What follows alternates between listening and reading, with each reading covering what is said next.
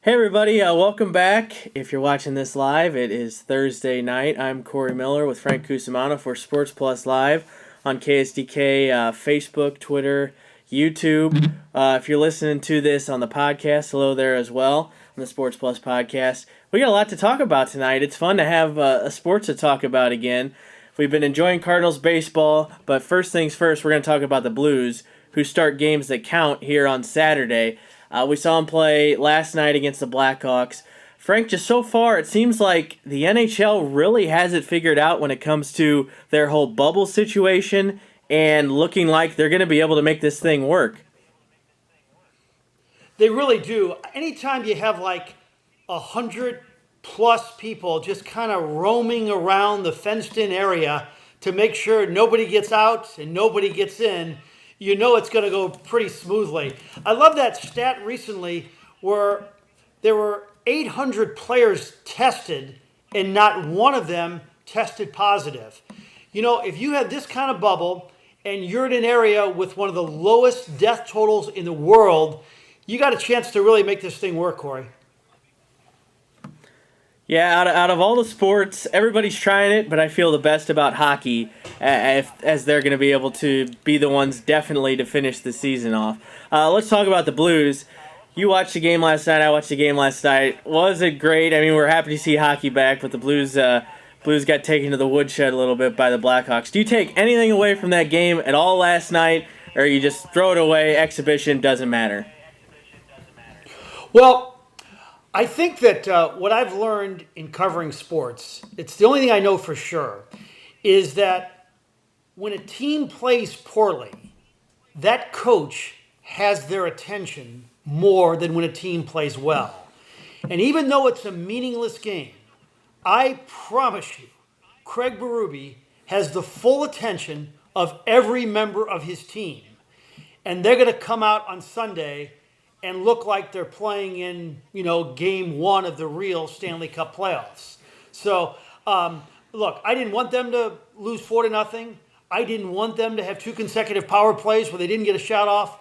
But believe me, a message has been sent. They had the day off today.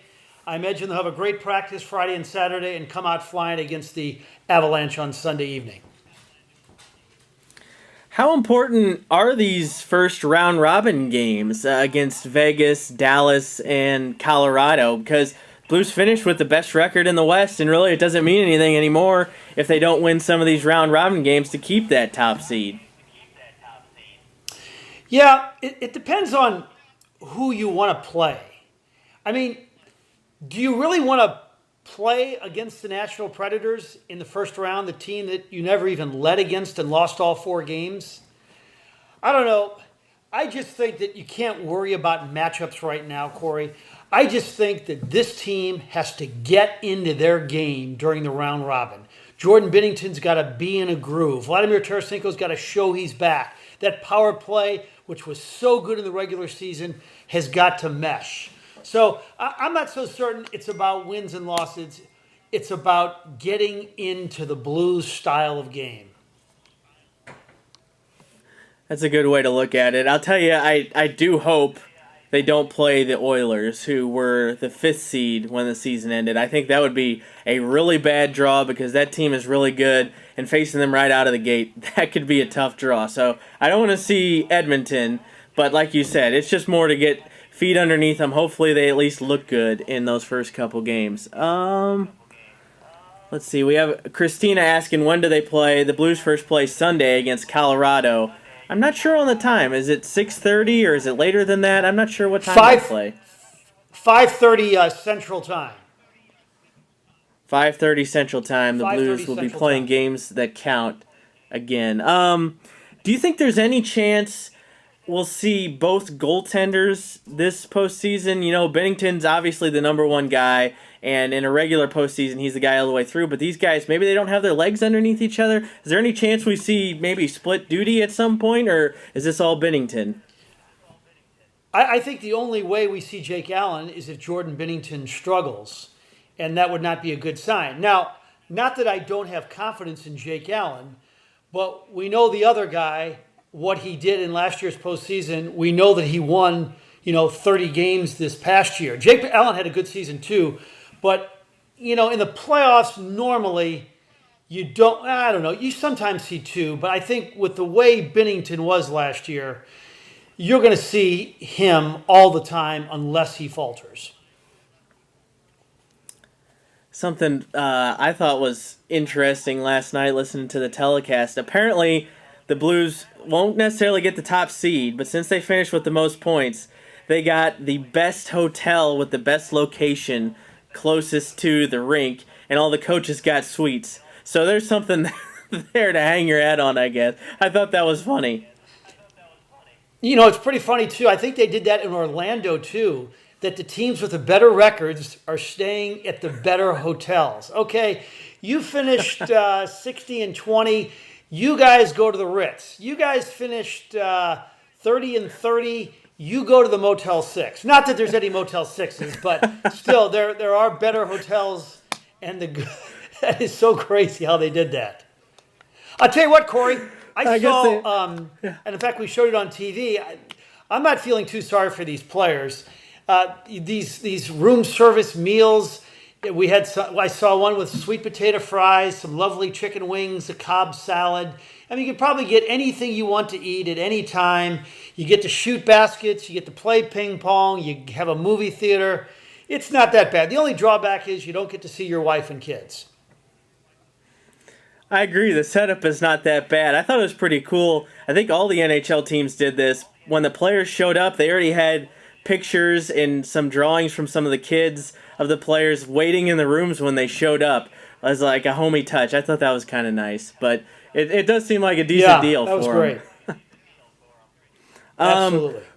We haven't, like you said, we've only seen one game, but do you have a guy who you've just been waiting to see? I think I know who you're going to say, but who's your pick to explode in the playoffs for the Blues? Who could carry this team? Like we saw Jaden Schwartz do at the beginning of the playoffs last year. Is there a guy you're looking forward to? Okay, this guy could be the guy that really breaks out. Well, I think that, you can't win this thing unless, like, your best players are really good. So I know a lot of people are going to say Vladimir Tarasenko, well, he has to be very good. And a lot of people are going to say Ryan O'Reilly, he has to be very good. I think the way to answer the question is, if this guy's good, does it change the whole flow of this postseason? And that may be like a guy like David Perron, or last year it was, Schwartz. So I'll tell you one guy who I loved all season long, and it's not like I'm going out in left field to pick him, but Braden Shen had an unbelievable scoring season. So maybe he's the guy who could be the difference maker for the Blues.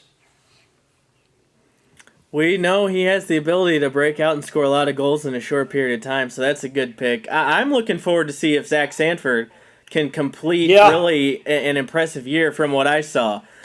He had some momentum going. He seemed like he was starting to figure it out. If he could be an extra offensive punch to a team that already has a bunch, I think that could be really big for him too. And another guy is Robert Thomas. It's interesting because during the break, this is the first time he's ever gone through a stretch where he didn't have to play hockey for 3 or 4 months. And that was really essential because the only dent in his armor is his shot. And it's not because he doesn't have a good shot, it's because he had the wrist issue. Well, that wrist got to rest, and he's playing center now, and from all reports is that shot starting to come back. And you add that to his incredible repertoire, and you got yourself a future NHL All-Star. That's a good call. So Blues back on Sunday. We're excited for that. We've been watching the Cardinals. Now, that lack of offense, switching gears a little bit here to Cardinals baseball, that lack of offense is starting to show what we saw at the end of last year for stretches. What's the first thing you're doing right now if you're Mike Schild? Are you overreacting at all? Maybe it's not an overreaction in such a short season. Are you doing anything right now if you're the manager, or are you just letting it, this is our lineup, let's see what we got? Well, there's only so much he can do right now with this roster of 30. Do you think about, Lane Thomas or Bader each night in center field? You play Tyler every day in left and probably Dexter every day in right. And I'm still okay with Matt Carpenter, although, he didn't look good last night. I think in the back of Mike Schilt's mind, in the back of John Mozeliak's mind, is Dylan Carlson. There was a stretch there at summer camp, Corey, where you thought, you know what? Not only is Dylan Carlson not going to be on the team, but boy, we may not see him for a while. But if this continues, where you are not getting any production in center field, and it's a 60-game season, you say, come on up, young man. We're going to give you a chance to play. I mean, Corey, let's face it. They scored one more run than the Miami Marlins, and Miami hasn't played since Sunday. They have offensive issues. Yeah, that's probably not a great sign. I am a little surprised Lane Thomas hasn't gotten more of a shot yet. I know we're only 5 games in, but I think you have to give Lane Thomas a shot in center field here, at least for a couple games, because Bader's just not doing it right now, and Lane Thomas is on the roster. Carlson is not yet. I got to give Lane Thomas a shot if I'm Mike Schilt. But I think the Carlson countdown is on. We could see him as soon as a couple of days, right? They were just waiting, what was it, 10 days for the service time rules to kick in, so it could be very soon. It's actually a week, Corey. So you could see him as early as, this weekend. We're not going to, but yeah, it's only, the 7 days that'll keep him under contract for another year. I'll go first here. Who's been maybe the most interesting guy through 5 games that has kind of either impressed you or you thought, okay, this guy could end up carrying a team, or I didn't know he could do that? He's only had 2 home runs, but they've been impressive shots. You and I are both big on Tyler O'Neill. I'm excited for the rest of this season. I think he could end up leading this team in home runs and providing some extra offense. I know it's just a couple games, like I said, but I'm glad he's finally getting a shot. And let's face it, the reason you and I both like him is because he plays on our fantasy team and we need him to play. No, I love him. And it's 4 RBIs in 5 games.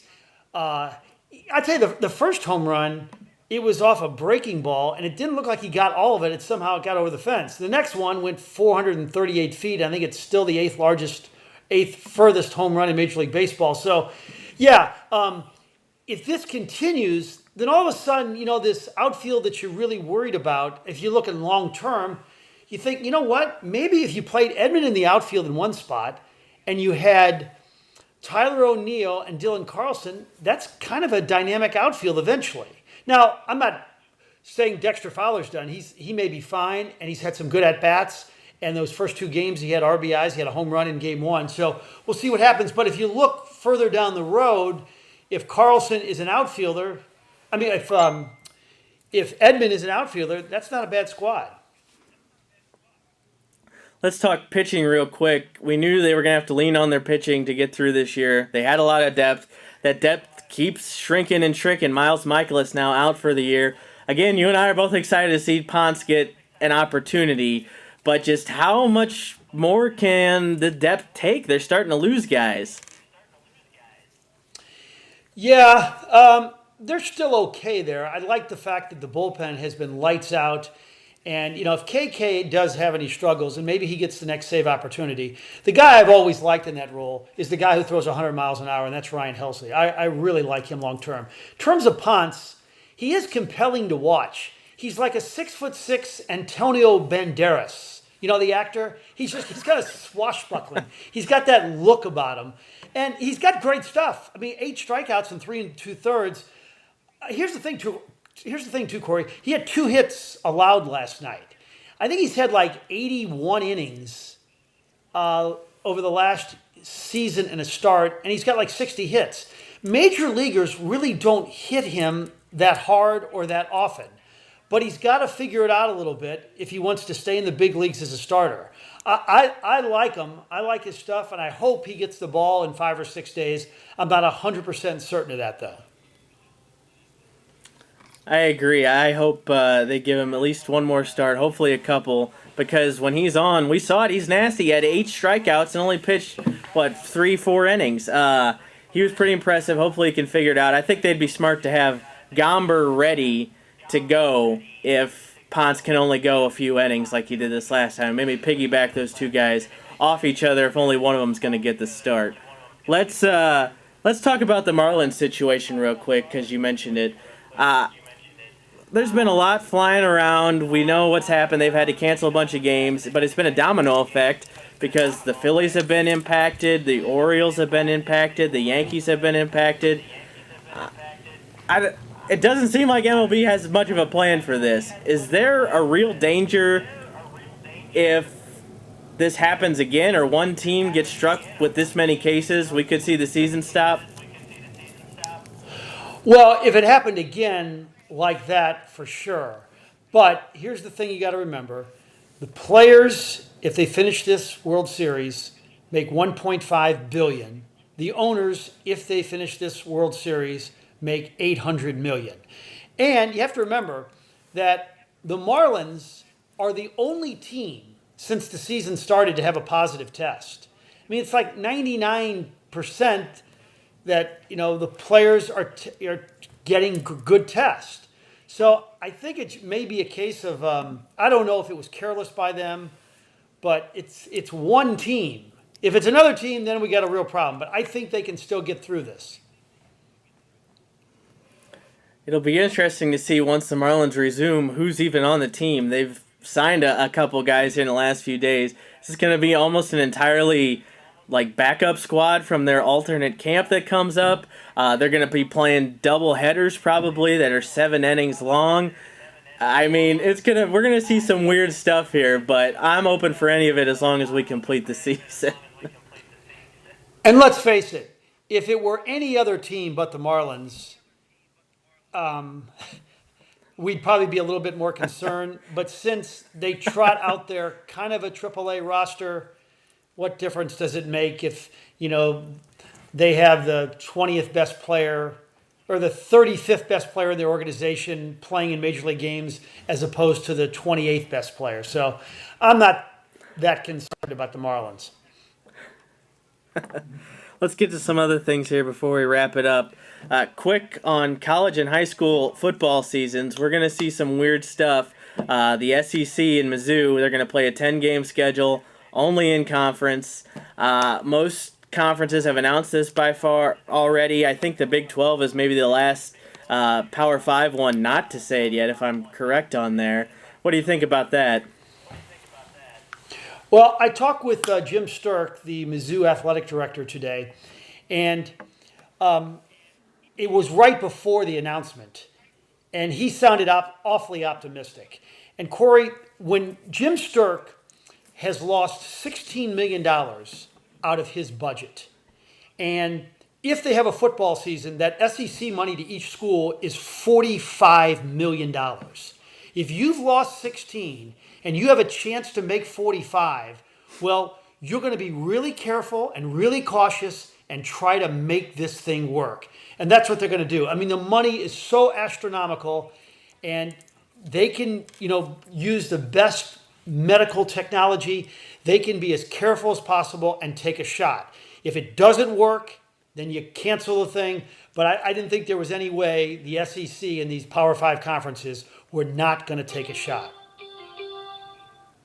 Yeah, there's just too much money at stake for them not to go ahead and at least come up with a plan and try it. I do think this is not great for Mizzou from a schedule standpoint because you get more games against the best conference in football instead of some cupcakes. So Eli Drinkwitz is probably going to have a rough go for his first season, especially depending on those other games they add. If they add like an Alabama or add an Auburn or an LSU or something, that could be pretty rough. But like baseball, it's college football. I'll take whatever I can get. I'm not going to complain. Absolutely. High school wise, we know Illinois is moving their season to the spring. You kind of looked at the recruiting angle of that earlier today. It's going to be really just a wild situation with guys having to make some tough choices, I think. Yeah, because Corey, a lot of these guys, especially without a summer of making impressions as they visit colleges and go to elite camps, they didn't have that, and now they're not going to have a fall season. These guys got to have some tape. They got to be able to show a lot of these colleges that they're really good. So it's definitely going to hurt the recruitment for high school football players. Now, a lot of the really good ones people know about, but I'm talking about guys that could be borderline Division One that needed to have a great season in the fall to get that scholarship. I just feel so bad. I mean, if you're in Illinois, you're not going to play a football game until March. And if you're in Missouri, there's a realistic chance you won't play a football game, period, if your school is 100% online. And I think of these poor kids, and I know people think, oh, it's only football. Think of the big picture with COVID-19. These poor kids have worked their entire lives to try to have that great senior season, to try to make that impression, to try to go out in style. And it would just be ashamed if they were deprived of it.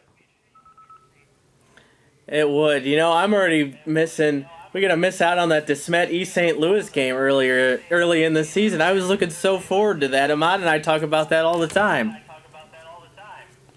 Yeah, I feel so bad for those East St. Louis kids to have to get beat by DeSmet in that big game, so now they get out of it.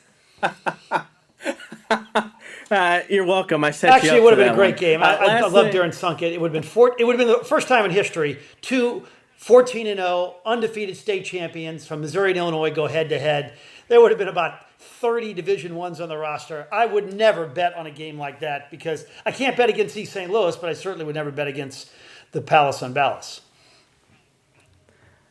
Last thing here, your list this week is your favorite athletes of all time. I'm having some fun listening to these.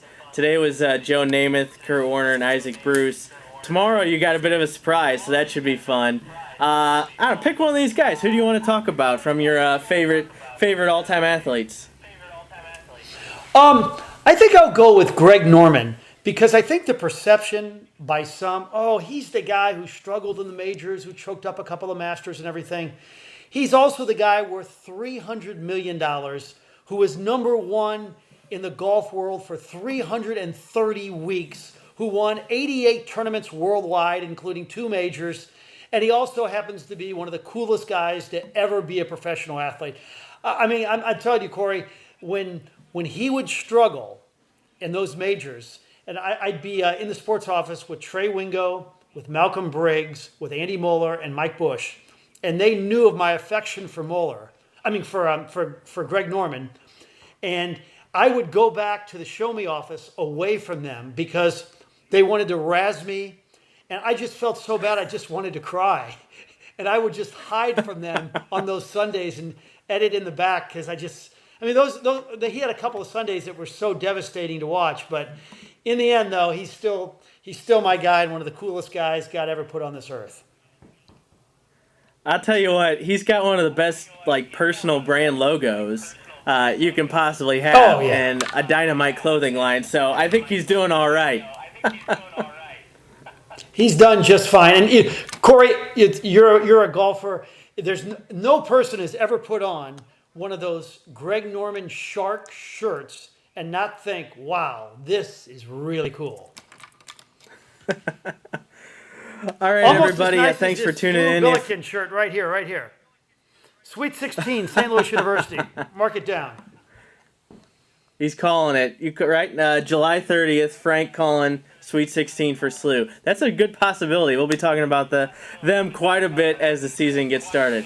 Thanks for tuning in, everybody. If you're watching live on Thursday night, if you're listening on the Sports Plus podcast, lots of sports coming our way. We got the Blues starting on Sunday for real.